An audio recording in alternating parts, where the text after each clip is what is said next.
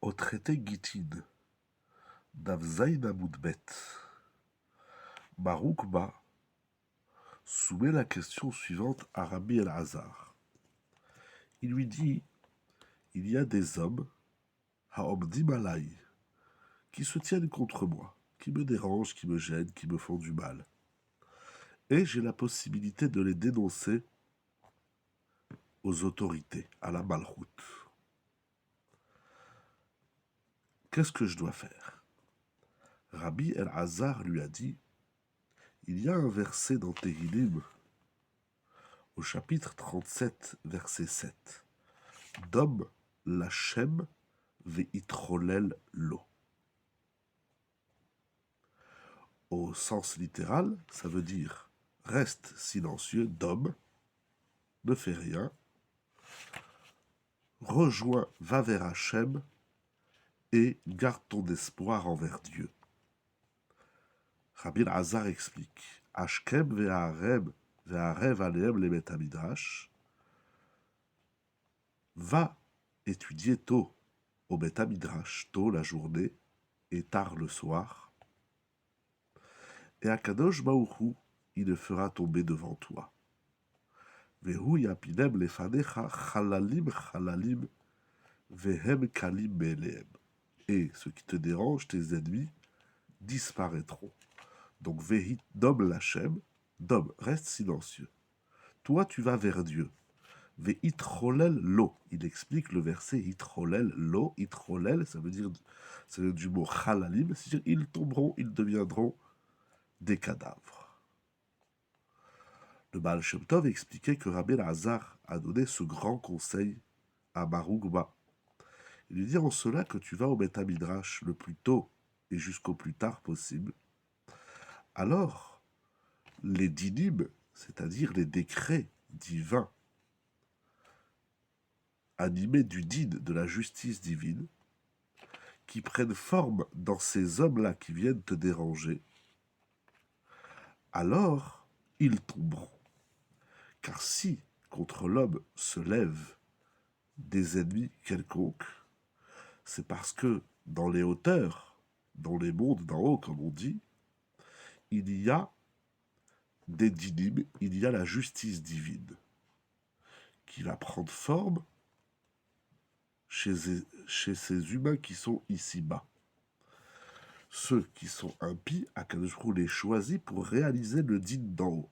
Si toi, tu étudies la Torah, tu vas tôt au Beth Midrash, tu restes tard au Beth Midrash, les dinim en haut s'adoucissent et tes ennemis tombent. Le conseil donc que lui donne le maître, c'est de ne pas altitrar, c'est de ne pas se retourner contre eux, mais de se lever tôt et tard le matin au Beth Midrash, de pénétrer la pnimiout de la Torah, qui va relier et rallier l'homme au monde d'en haut, aux énergies célestes, en étudiant la Torah et en priant, en éveillant la crainte, la ira et la rachamim, et par cela, il va adoucir les dinim d'en haut, et donc le Satan ne peut pas atteindre l'homme d'aucune manière, seulement le Tov pourra atteindre l'homme. C'est incroyable, il continue, il développe cette idée incroyable, ça veut dire que les dinim d'en haut, on peut, qui vont prendre forme dans des événements terrestres, on peut les adoucir, on peut changer le din d'en haut, en étudiant la Torah, en allant au Beth Midrash. Et là, les énergies célestes vont s'adoucir, vont devenir bonnes et vont épouser une forme humaine, ou en tout cas par des éléments terrestres, et vont donc faire tomber ceux qui ont pris la forme du din. C'est incroyable cet échange d'énergie, il se passe des choses dans les mondes supérieurs.